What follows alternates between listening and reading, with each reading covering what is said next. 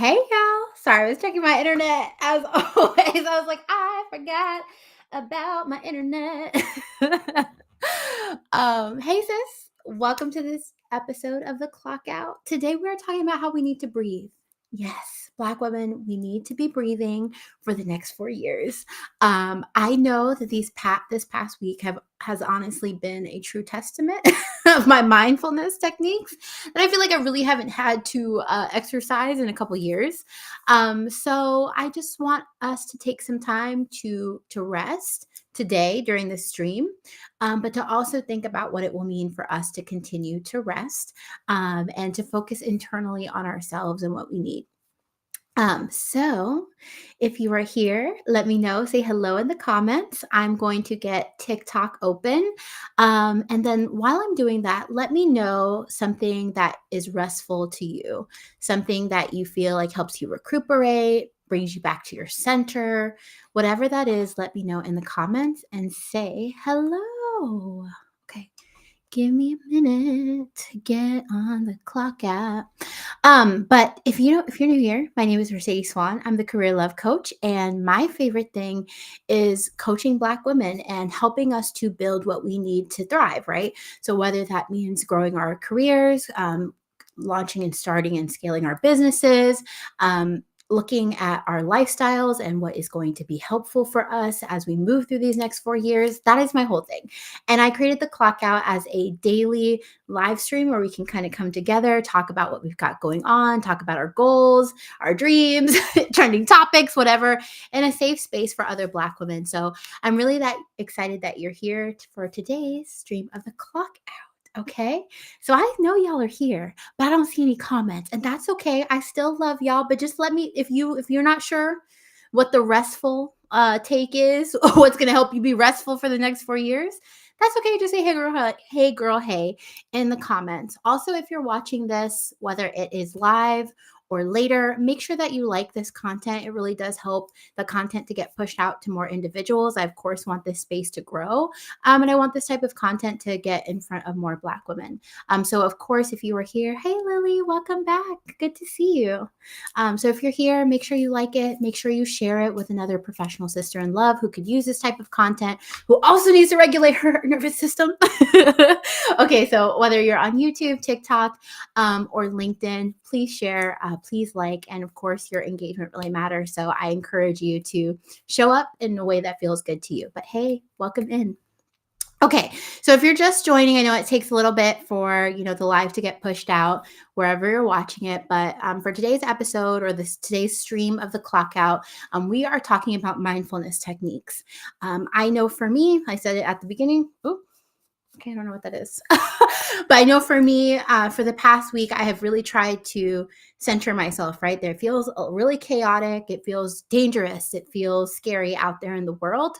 And I know that there are things within my control and there are things that are outside of my control. But the thing that for sure I can control is my actions, how I'm moving, what I'm doing. And so I wanted to kind of share the things that have occurred or have worked for me, I guess, in the past, so that you can do that as well. So all of that being said, if you have any questions, comments, thoughts, or you have, I'm always welcome for you to comment those or share, but I'm going to just jump right in. So first, to define like what mindfulness is. Oh, okay. I was like, where did I put it? So you might be asking, like, what is mindfulness? Like, what does it mean? Why is it important? And so mindfulness, and I'm just going to read it so that I don't mess up the definition, but mindfulness is a practice of bringing your full attention to the present, right? And it's doing it in a way that's without judgment for yourself, right? A lot of times when we think, oh my gosh, I shouldn't be thinking about that. Oh my gosh, I shouldn't be doing that. We feel like it's punitive, right? Like we almost like reprimand ourselves for not being mindful in a particular moment, but it's something that we do have to learn, especially when we're in this type of state, right? Where things feel chaotic, things feel insecure. And I mean, I think that's, absolutely been true, since the panorama, and continues to be true. So I just want to say that like, this is a practice of self-love. It is not a practice to like feel punitive. And so its intent is to bring you here, not to continue to stay in your mind, because sometimes we get kind of stuck in our, our thoughts, our feelings, and those types of things. So it's kind of just to center us, but it's not to erase those things. It's just to bring us to where we are right now. And so because of that, it means that in the moment when we're being mindful, we should be aware of our thoughts and our emotions and like what's around us. Like we should be aware of our body, right? And the goal of it is to help you be aware of those so that you can feel calm, that you can feel focused, so that you can be fully present in the things that matter to you and kind of tap into the things that don't matter to you. I have a comment from Damari, and I will answer this, but it's a little bit off from the topic for today. So what I'm going to do is I'm going to flag it, Damari, and I'm going to answer it during the Q&A session. Yeah. And so mindfulness can probably help you let some of this go. But I don't want to like take us too far off track for the topic, but I promise I'm going to come back to it. If you can't stay the whole time when I get to the Q&A, you can absolutely watch the recording. Okay. So as we're going through this, I want to share like my story, right? Like I always try and share my story so that like the parts that may resonate with you, like feel helpful, or maybe it doesn't, maybe it's not helpful. That's okay. But essentially like my search for mindfulness in my day to day came from a place of being very stressed in the workplace, right? So, Damari, I think this might be helpful for you as well. Like, I was very stressed. I had workplace anxiety. I had depression. And it was something where I would get so overstimulated and I would get so upset and bothered that I really couldn't focus on the things that came from work. I talk about the fact that I would I would leave work, I would drive. At the time, I was driving 45 minutes. I had a 45-minute commute. I would need all of that time to decompress from my workday, and I would still come home and what I call cocoon. I think there's like some official some official definitions of cocooning, but like I would essentially kind of just lock myself in a room, try to self-soothe, ineffectively, by the way, because I wasn't really understanding like what coping mechanisms helped me, what helped me recenter myself. And so I'm saying all that to say that I had to, in that process, one, I needed to get some support external to myself. I had to like really look at self-love. And I also had to be much better at listening to myself. Because a lot of this in the burnout, I'm not saying that the burnout cycle and that the world goes away when we decide to focus on ourselves. It doesn't. But what I'm saying is that learning more about ourselves helps us to take the right action at the right time, whether that's setting a boundary, removing ourselves from the situation, or like basically implementing a coping mechanism that helps us. Thank you, Damari. I'm glad you hear me. um, but a coping mechanism that really helps us to move forward based on where we are, right? And so I talk a lot about like essentially my journey and in my discovery that I had ADHD and a couple of those things that meant that there were some coping mechanisms that were helpful for me. There were some that were not. And also based on my ADHD, right, there were certain things that would kind of be triggers for me, such as being overstimulated. Now, I'm not saying only ADHD people are overstimulated, right? That is not what I'm saying at all. But what I'm saying is that by knowing that, I was better able to take preemptive action. I will say that like part of my journey in this, like I'm not going to talk about like therapy. I'm not a therapist. I'm not going to be your mental health support or guidance or anything like that. But I'm just talking about my experiences. And so one thing that I really noticed is that I needed to go to therapy, right? To process and talk about my feelings and kind of let all of the pent up energy out. But what I learned best from therapy for me was really that with learning the coping mechanisms, kind of understanding where to go, how to go where, how to understand like what were those feelings and what were those triggers for me. I will say at this point in my life, I don't think that I benefit from additional talk therapy because I am really good at unpacking my own feelings and thoughts. I know why I do that. And so it's like I can kind of coach or kind of work myself through that. That's pretty typical for some people who recognize patterns, which is like also a thing about ADHD. Now, this is an ADHD stream, but I'm telling you that essentially what I probably need in the future is not necessarily talk or behavioral therapy. It's more somatic therapy. So it's something that I'm going to look at in the next year to just kind of help me feel my feelings and be able to work through the, excuse me, work through the overstimulation, which kind of takes me out of feeling centered in myself and feeling good.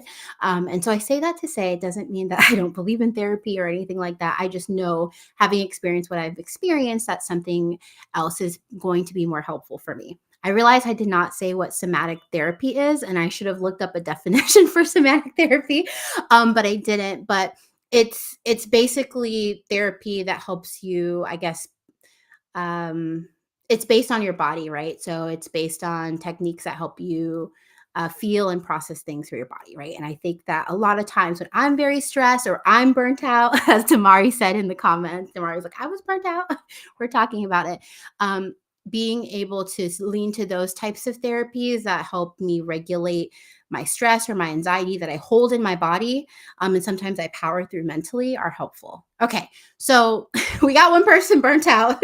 Did any of this resonate with you? Do you feel like you kind of hold your stress or your anxiety in your body? Like, let me know like how you often feel stress or anxiety, because I don't have the typical, I think, like very, not all the time, but like just anxious thoughts, or maybe even like a racing heart or something. It just, I feel like very tense and tight, and I stiffen up. And I know that happens to me. So having things like stretching typically helps for me. So yeah, any other feelings? Yes, James says absolutely in my gut. Yes. If you're like, I feel anxious and it's all in my stomach, but I'm still working.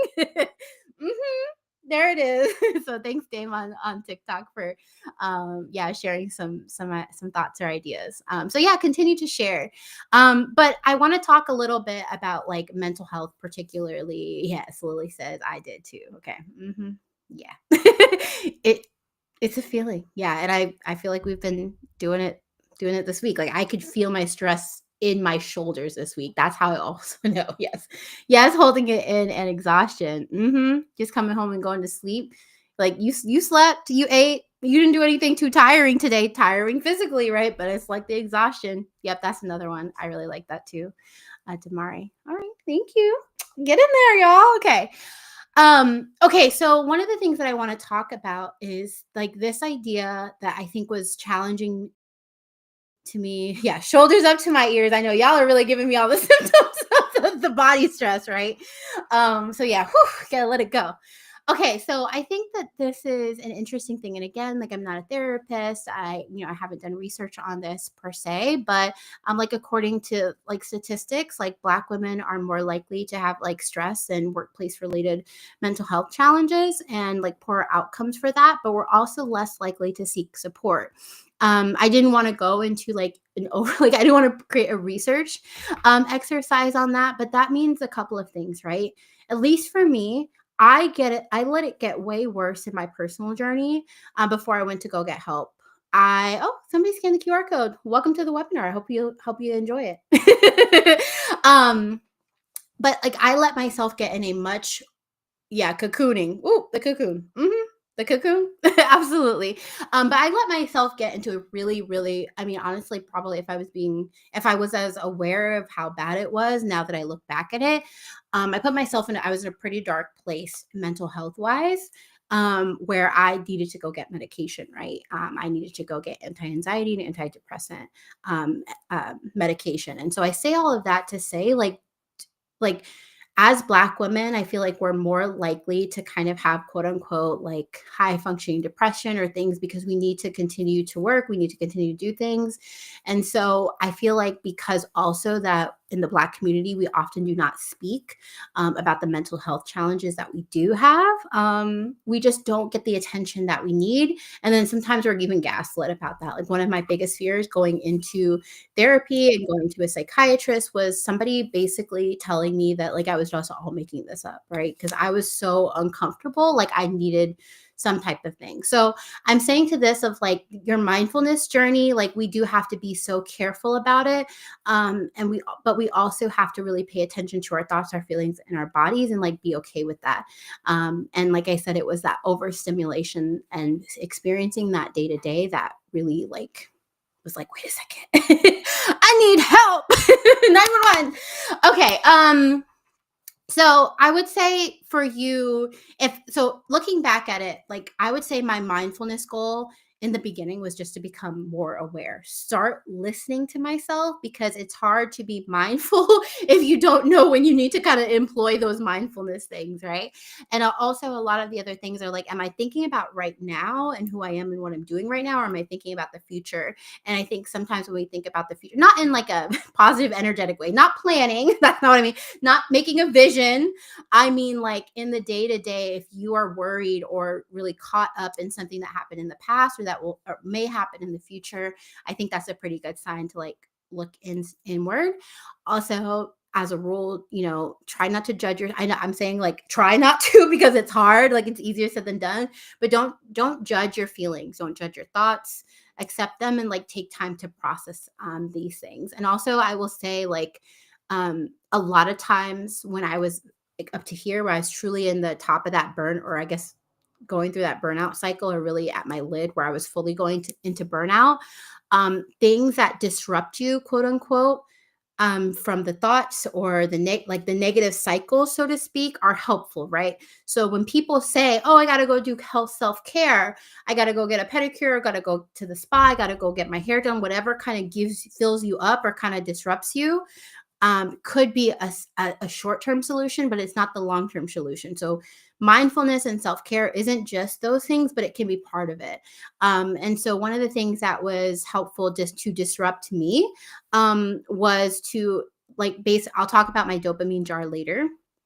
But I would pull things from my quote unquote dopamine jar, just things that I know would kind of disrupt the negative thought cycle, right? Or I might like go to the store, or I might like, even if it's just something that like one of the things that was helpful, like if I was having a really bad time, is I would go to the store and I would just buy something like it would be even $5, something that might bring joy. Like I have like this slime back there. I think I have one left. I would have got slime, okay? And it was the disruption of how I was feeling, right?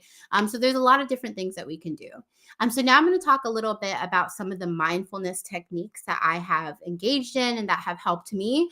It doesn't mean that these are the only mindfulness techniques, right? Like Google it, find out what works for you. But these are some of the things that really, really helped me when I was kind of at my worst. So the first one is breath work. So if you haven't heard of breath work, it's basically like a breathing exercise. And you typically do it for an extended period of time. Like, when people talk about just like regularly breathing, like, yes, taking a minute and just saying like, I'm going to breathe in, hold it, breathe out. I had a cute video the other day where I posted about where I needed that in the middle of the day. But breath work is a little bit more different. I guess more different, but it's a little bit more extended, and there's typically techniques with that. So for me, when I did breath work, I joined a course. Well, my mom joined a course, and I did it with her, which was called Manifestation Babe Academy. I think it's what it's called. And basically, they had instructors in there that taught you how to do breath work. Now, I'm not going to do breath work, or I'm not going to really describe all of it in detail. I'm just going to encourage you to go find it. I'm absolutely sure that you can go find a breathwork exercise on YouTube. But essentially, it is breathing in, holding it for a duration of time, and letting it go. Now, one of the things that breath work I felt like was a little bit different is that the instructor would kind of tell you like where to breathe from. Like, is it from your chest? Is it from your stomach? How are you breathing out? Is it slow? Are you doing like multiple breaths, like versus like just letting all of it out?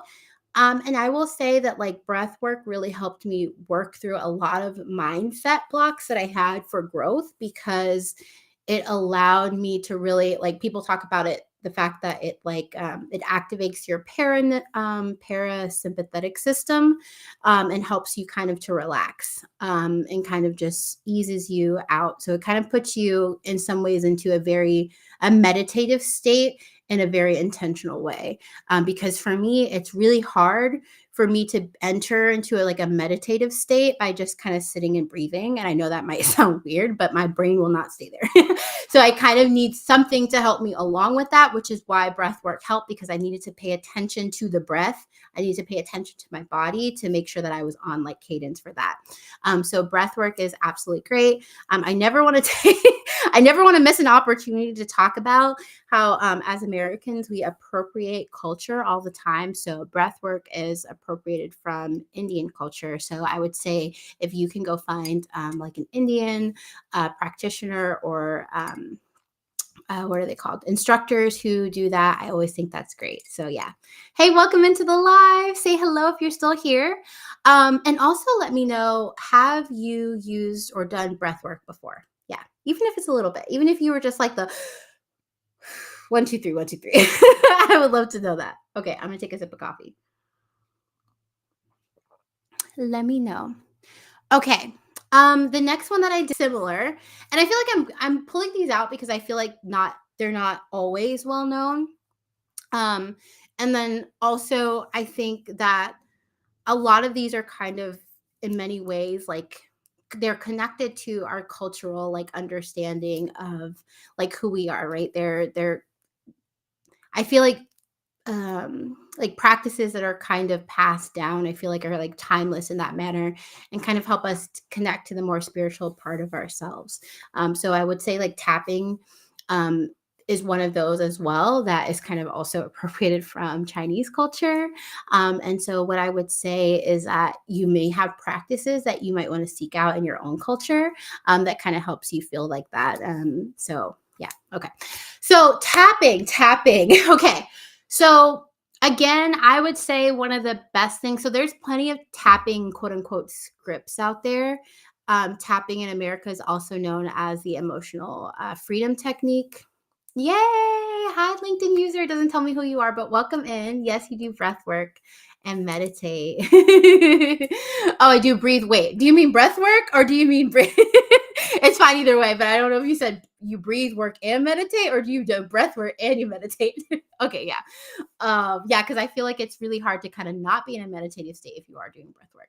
Okay, so tapping is another thing that I use. So I will be honest with you, I have not done tapping in a very long time. I typically will only do tapping if I'm in a very high anxiety situation. So I'll prepare to tap, but I never remember offhand what you touch first. So do not take this as a tapping tutorial. But one of the things that I found out about tapping is that a lot of individuals use it for post-traumatic stress disorder, and that it's a successful technique for that. Again, I don't want to get into therapy or things like that. So I would say make sure you go work with somebody to kind of learn a little bit more about that. But yeah. So tapping, essentially, it's you tap on your body, right? So I don't know if there's a particular reason why, but for instance, one of the tapping movements is this. So you basically, I don't know if you all can see it, but you kind of tap your fist into your hand. Other people do it differently. And then you tap other parts of your body. So you might tap the top of your head. I think one is you tap here. And I think you might tap here. Anyway, like I said, I definitely know one is your chest area right here. I don't know if you all can see it with the QR code, but right here. And so essentially a lot of times, so you either do it to music again, but a lot of times there's a meditation that helps you kind of walk through your thoughts. So if you say oh, okay, I'm dealing with stress. I want to tap a tapping exercise regarding my stress. And they'll kind of talk you through ideas. And it's a way to kind of talk about, to positively affirm yourself while you are doing this, right? While you're tapping. And it kind of relieves the stress and kind of becomes meditative. So again, like I said, you can tell how I'm talking about the somatic pieces, right? Because I can't just sit there and meditate. Like I said, it's not a bad thing. But it's something that absolutely helps me to just get there. I was laughing because there is this lovely lady on TikTok that I follow, and she's been on this journey of growth, and she's documenting all of the things that she's kind of unpacking as she builds this kind of new life for herself. And she was doing tapping, but she was doing it very hard. She was I was like, okay, maybe be kinder to yourself. But yeah, I will say, like, hey, if that's the kind of tapping that you have to do, that's the type of tapping that I do when I go in the dentist's office. That is actually the one time when I go to a medical appointment of some sort, because I do have medical anxiety. Okay. Okay. Um, I think the movement piece, whatever types of movement you embed into your day, I think it's so helpful. So right now I have the space to just kind of walk away or do whatever I want at work, and I mean that like when I worked remotely, like not right now, just as a full time business owner. But one of the things that I would do is I would absolutely, like, in the middle of the day, if I was just feeling stressful, I would lay down and I would stretch. You could do yoga, you could go for a walk, but I think a lot of times we again, we aren't listening to ourselves, so we aren't hearing or feeling the stress build up, and then we don't manage it, right? And so one of the things that I would notice if I was really getting there, I would go in my office, I would close the door, and I would stretch out. I know we all don't have that type of space all the time, but even if you kind of do a little bit of stretches, so like keep those in your back pocket so that there's just something that you can do. I told you, for me, like meditations, like where I'm not really speaking or saying something like in a repetitive manner, aren't helpful for me, but I absolutely do meditations. And so like my go-to is to find a YouTube video where kind of the affirmations are already in there. I might look at affirmations that are based on what I've thought. I have actually I have a list of affirmations. If you're on LinkedIn, you see those affirmations. I think I post one a week. And so I have affirmations like that I use, or that are some for myself based on maybe whatever it is that I'm feeling like I'm going through, right? So if it's feeling like burnout, I might have one that says, I love myself enough to honor when I'm feeling burnt out, or something like that, or to rest when I feel burned out. So just things that kind of help me recenter myself to like redirect internally versus externally. And I would kind of have that set to music. So I did record my own affirmations. I did put it on some nice music. So that's something that you can do as well. Okay. Um, the next one is, I think, grounding. And so for me, people will say, like, what are some things that will ground you? And some people will play games. I haven't necessarily done that, but like, oh, it's stressful. Like, let me go find something blue, right? Like, it's just something to kind of distract you or to take you out of that moment or to bring you back into the day to day. Or somebody will be like, oh, let me take my shoes off to feel the ground. Like, there are just different ways that we can be more mindful of our situation, our body, like what we're doing, like playing with your hair or something, just something that gets you there. One of the things that I know, this is not necessarily like a very typical, like, in your body um mindfulness technique, but for me it's super helpful because it kind of reminds me to focus on certain things. And so, for instance, so I can't say that I'm like a stoic. Like, I won't sit here and say that I'm a stoic, because I'm really not. But I do have, oh, can I reach the book? I have little books like this. I have multiples of them. So if you like devotions, you can use a devotional. I have this. I think my mom gave this to me. It's a daily stoic. And I have like some poems, and I have some like little self-meditation. I have like some little cards up there too. And like what I'll do is I will just kind of focus on something that feels a little bit more, what is the right word? Like, takes me out of like whatever like minutia I might be frustrated about, like especially at work, right? Like if somebody's upsetting us about a project or a task isn't happening, it's like, this actually isn't the end of the world. This actually doesn't matter that much. Like, let's think about it. So reading, for me at least, reading things that are more like philosophical in nature, like, are super helpful for me, because then I can think about things. I can look at things from a little bit broader of a perspective. And I feel like if you have a devotional, or you have little cards that kind of are light or make you think about the world or your philosophy, kind of makes you be more mindful of right now and how you want to exist and who you want to be. And I will say stoicism, like just kind of the thoughts and ideas within stoicism remind me that not everything is something to be alarmed by. Not everything is an emergency. Not everything that we see and hear in the world needs to have my attention or my heartburn or my anxiety, right?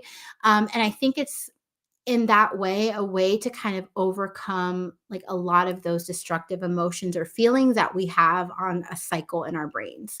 And so yesterday I was, of course, see, I think it was her birthday, Angela Davis. I'm sorry if I'm messing that up.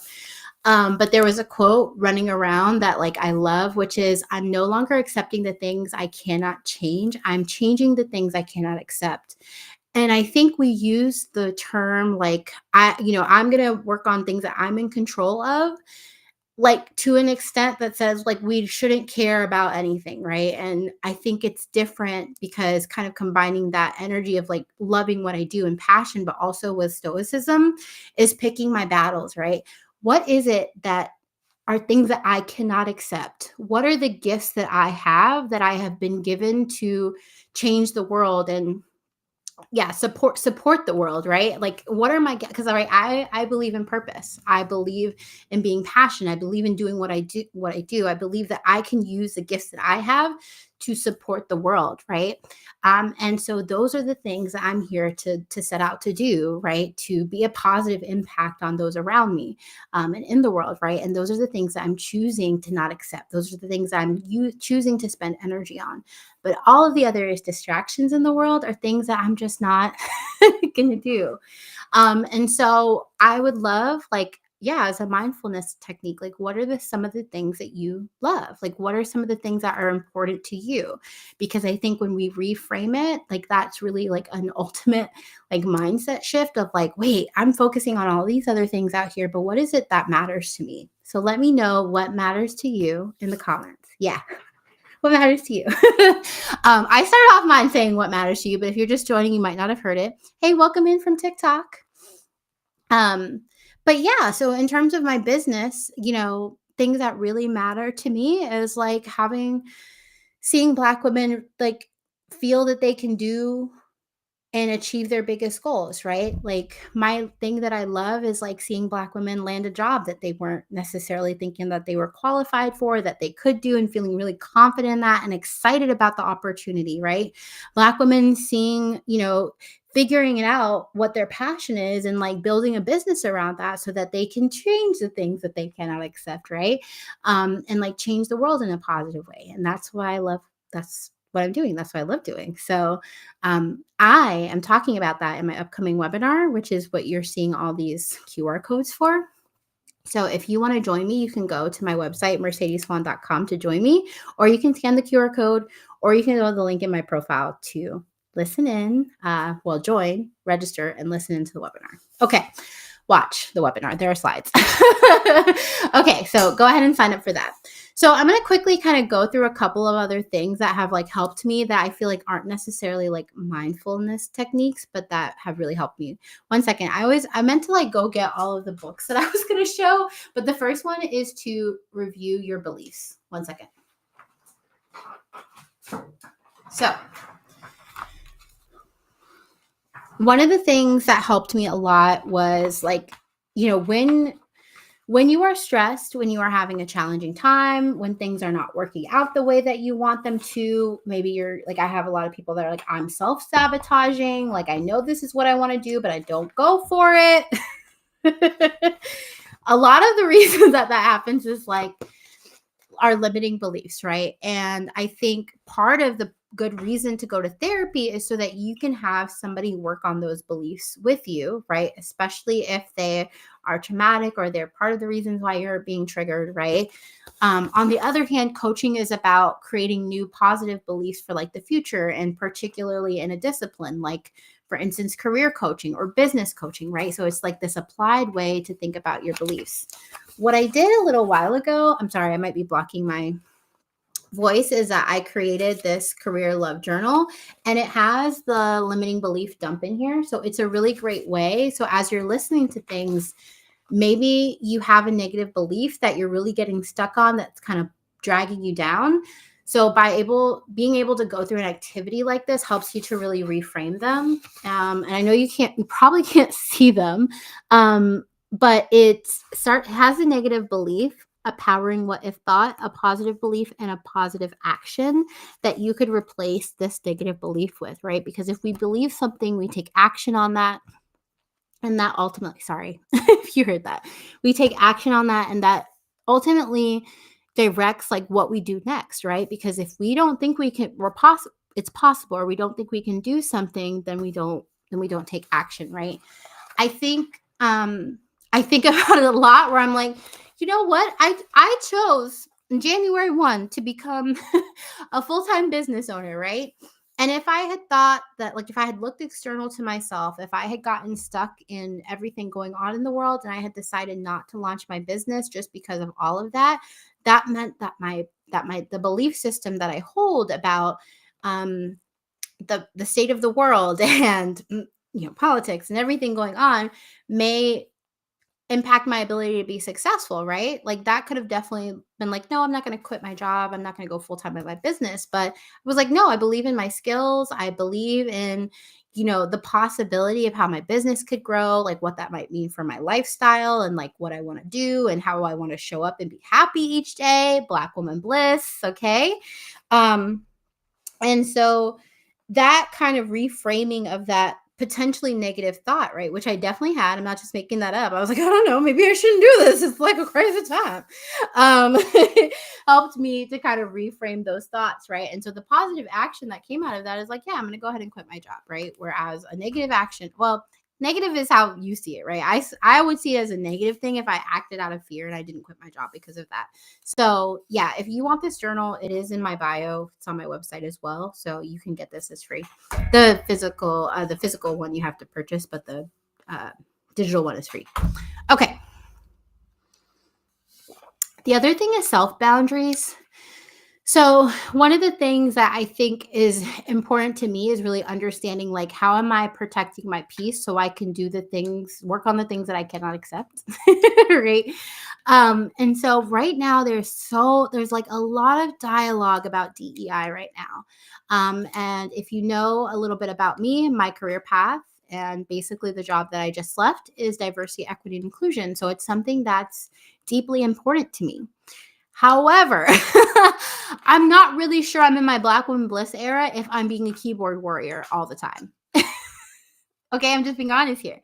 So right now, one of the boundaries that I'm thinking of so that I can be more mindful and more connected to my feelings in the here and now, and so that I can best serve my clients and my community with what lives and content I create, I need to set some self boundaries for myself. Needing to talk about what is it that I'm going to say, or who am I going to say it to, and why not, and how do I truly prioritize myself and the impact that I want to make in that, right? So sometimes we say that we want boundaries with others, but sometimes we need boundaries for ourselves, like what we are or aren't going to do. What actions am I taking that needs to be a boundary for myself that I'm not able, or that I'm not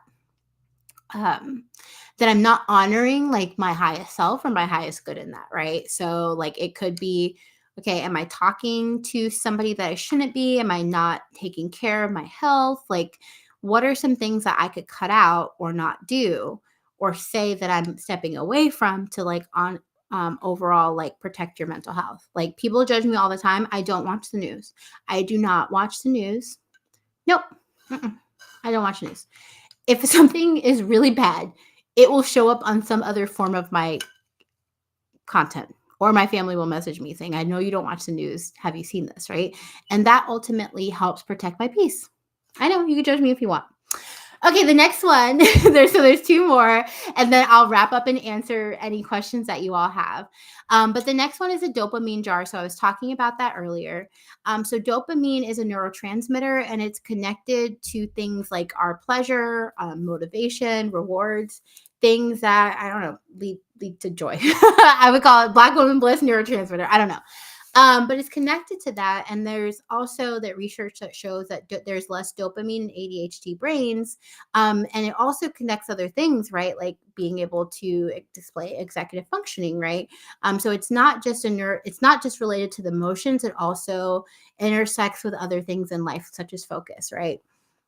And so one of the things that I know is that I have to be intentional about my mood all the time, right? If I'm kind of not in a good mood, what can I do that kind of gives me a little bit of a dopamine release, so to speak? Which, if you don't watch, there's this guy. His I can't remember his name. I'm so sorry right now. Anyway, he has a podcast, which is a video podcast. It's on YouTube. It's called Diary of a CEO, and he talks about like the impact of dopamine for basically neurotypical people. So I may have a different dopamine that I need than neurotypical people, but they did do a really good podcast, kind of talking about it and talking about different ways that you can increase dopamine naturally, right? So if I have a dopamine deficiency, maybe reducing the dopamine doesn't help me, but if you're a neurotypical, then there's a way to reduce other dopamine stimuli, like quick release dopamine, that kind of decreases your average dopamine level. I don't, all the science, but you could go watch it. I think it's a really good video or podcast to watch, because we need those interjections of dopamine to kind of feel good and be motivated and feel rewarded in the work that we do.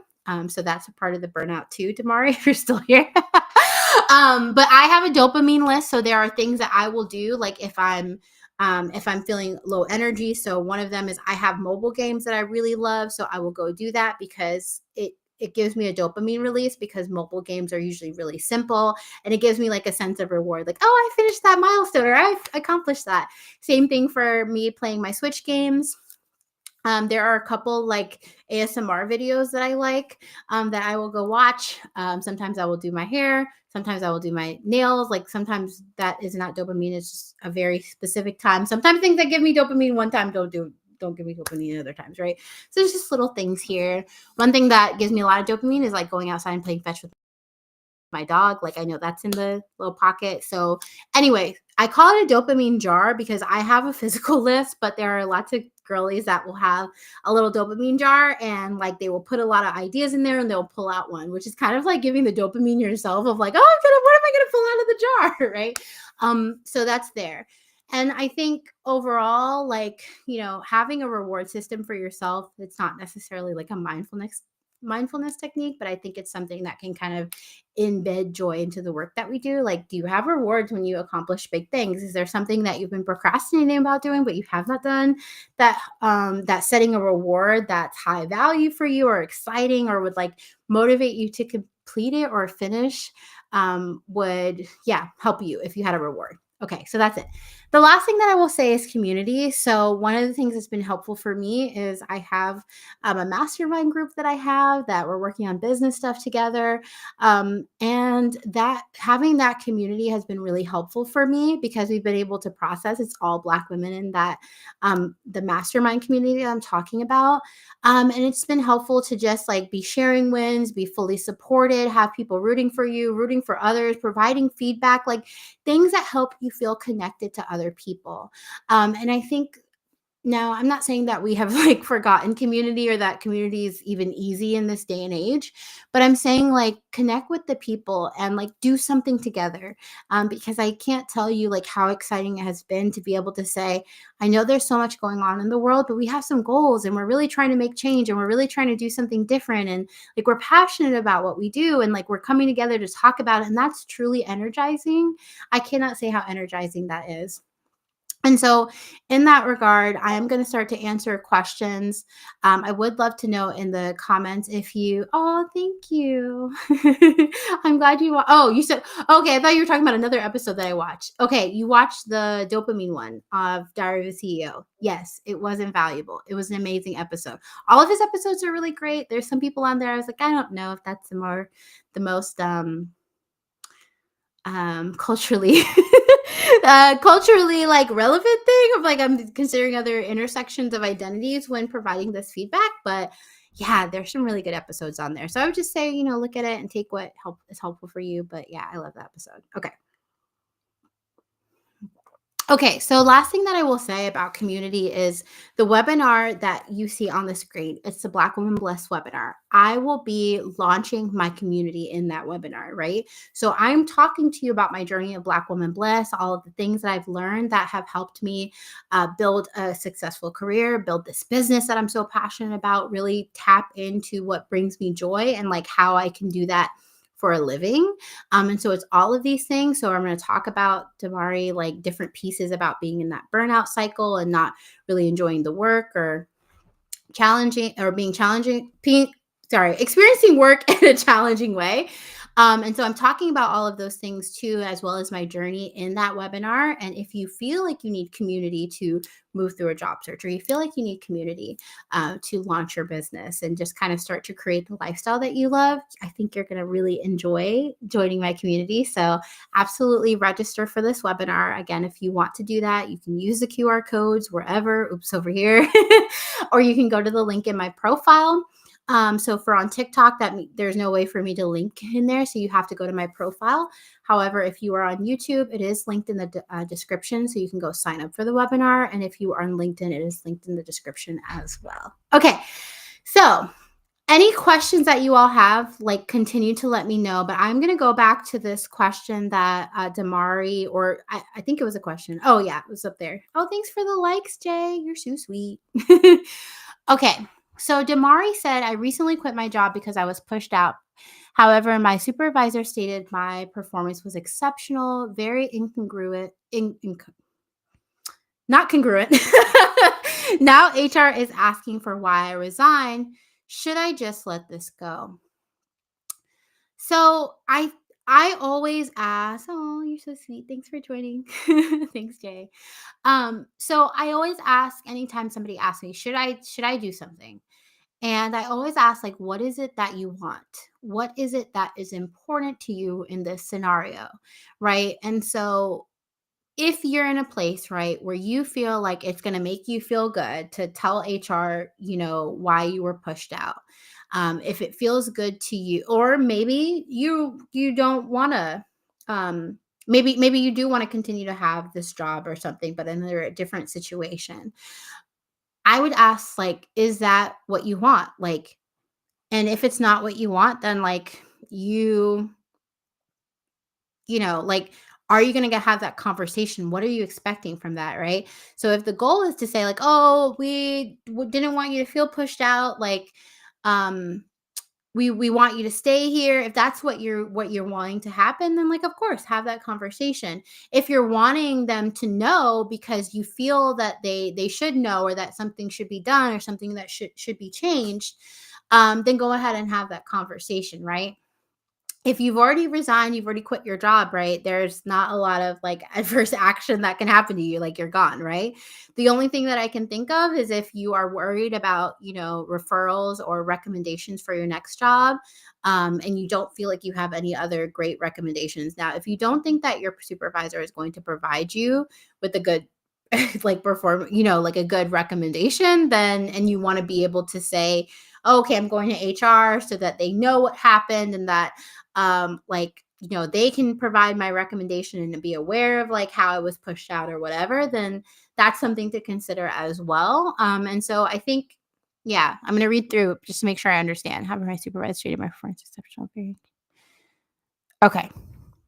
So yeah, I would also be curious. I mean, I'm not saying to put all your business on the street, but like, how were you pushed out? What were you pushed out for? Like, was it your supervisor? Was it somebody else? Like, if it was somebody else in the organization that wasn't your supervisor because you had this great response. Like, there are lots of questions that I would have that I'm not quite sure, like, whether or not you want to share, but you're always welcome to send me a DM, Damari. So you can send it on LinkedIn, or you can send me an email, or whatnot, to kind of get a response. But yeah, what do you want? What do you want to see happen? Do you want your job back? Do you want somebody else to, for others to recognize the challenges that are going on? What's important to you? Okay. Okay. Yeah, I would like my job back with certain conditions. Okay. Yeah. So then I would say, sorry, I didn't see if you were writing. I didn't see you writing. If I was just keep continuing, you heard it wrote. So okay, so you already resigned. So you could go in to ask HR. So if you're saying like, if no changes are made, I don't want this job back. But if changes are made, I would be willing to work here. So you can go to human resources and you can say, I did decide to resign because, based on my experiences, I felt like this wasn't a role that I could continue to stay in. And then I want you to be very specific. Now, specific isn't saying I felt pushed out. Specific is saying is that there is a specific dynamic, right? So you don't want to use things like feel, you don't want to use generalizations. You want to talk about specific instances where you felt pushed out. Okay, so she's saying I was so overwhelmed and I left work, though I did let my super. Okay, gotcha. Okay, so Damari, in this situation, what makes you feel overwhelmed, right? Is it that your supervisor is assigning you too much work, right? Is it maybe that the things are always changing so that you really never know how to show up or what to do? So let's say it's the case that you're being assigned too much work. So you want to say something like, I really enjoy my job. I love the duties. I love who I'm working with. I've also received great feedback about my experiences and how I contribute to the workplace. Unfortunately, the work has become overwhelming because, so you're going to say it's become overwhelming because maybe my supervisor is assigning me too many things at one time. I mean, you want to say it a little bit like not too many things, right? You want to be specific. I just don't know what's going on, so I can't be specific, but you want to be specific. And then you want to back up and you say, for instance, in a daily basis, I don't know. Let's say cases. I'm just picking things because I don't know. Let's say that's the case. You want to say, on a daily basis, a reasonable workload for my position is 100 cases. I don't know what it is. I'm just saying 100 cases. However, my supervisor each day has been assigning me 150. This feels overwhelming. And ultimately, at the end of the day, it may impact my work.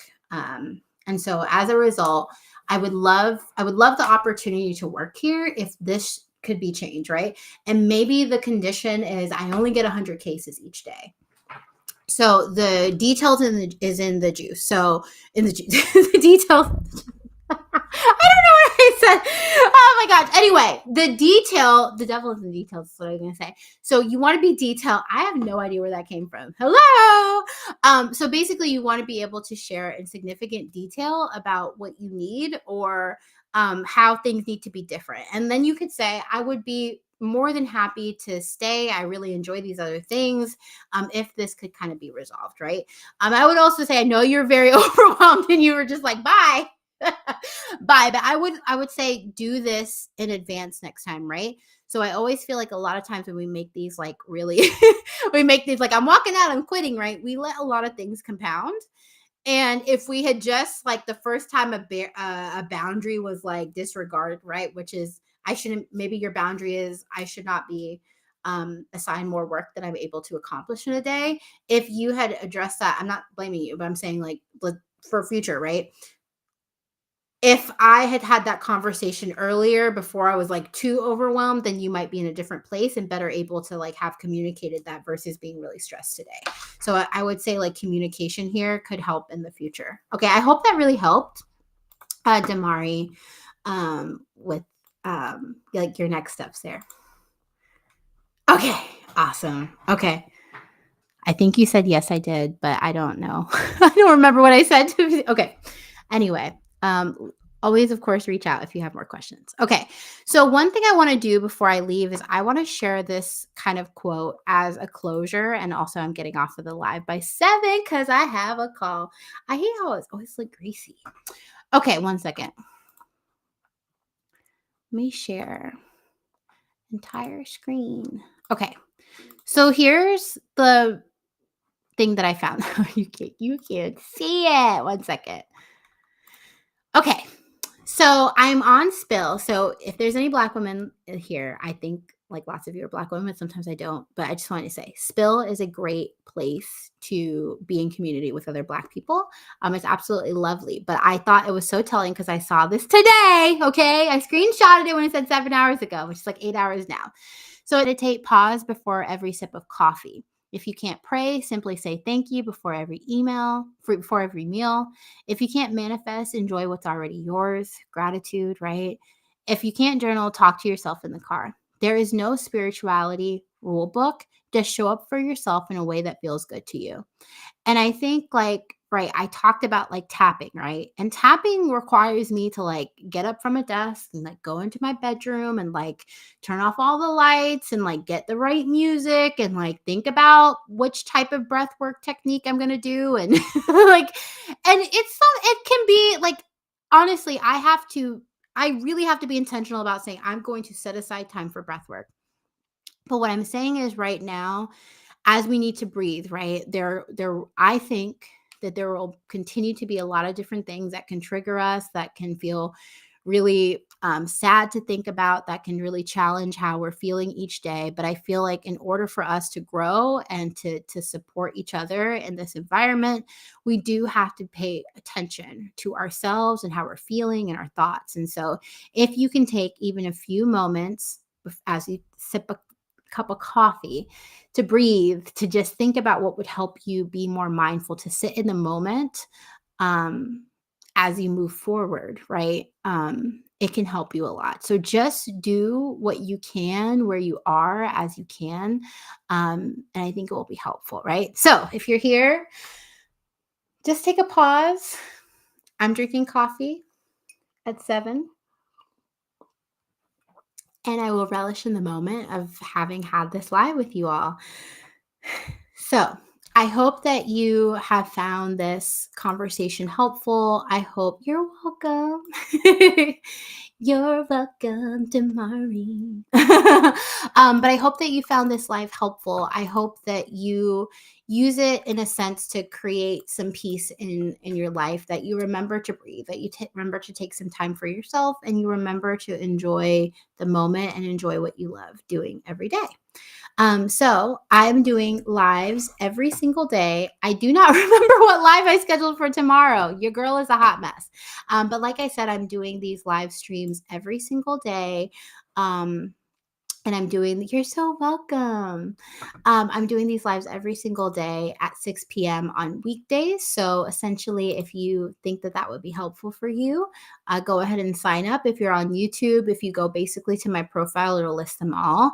Same thing on LinkedIn. And for TikTok, yeah, I can't really pre-schedule the lives in that way. But of course, if you just come hang out with me every day, weekday at 6 p.m., I will see you there. Okay, so as we close, let me know one thing that you are going to do this week to be more mindful. And for me, I think I'm going to schedule some intentional times for breath work because I think that's helpful. And I also, oh my gosh, I didn't think about it. I have this journal that's called manuscripting. So I think I'm going to spend some more time basically scripting each day, talking about what I want to experience, how I want to feel, because I think it'll help, again, bring me back to myself and my desires and what I find joyful. Okay, let me know. If you're watching this later, you can always comment below any thoughts. I do get the notifications. I do look at them. And you can always send me a message or a note if you have follow-up questions or thoughts. So it was really great spending this hour with you. I will see you all tomorrow for whatever I'm talking about. Love that I don't know. Okay. Love you all. Bye.